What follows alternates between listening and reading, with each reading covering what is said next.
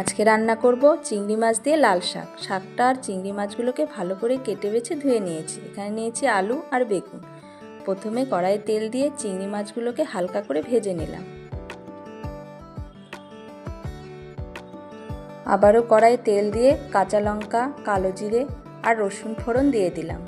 ভাজা ভাজা করে নিয়ে আলু বেগুনটা ছেড়ে দিলাম। হালকা ভেজে নিয়ে শাকটাকে দিয়ে দিলাম। নাড়াচাড়া করে নিয়ে দিয়ে দিলাম স্বাদ মতো লবণ আর হলুদ। এবারে শাক থেকে একটু জল বের হবে, তাই ঢাকনা দিয়ে কিছুক্ষণ রান্না করে নিলাম। একসঙ্গে সব সেদ্ধ হয়ে গেছে।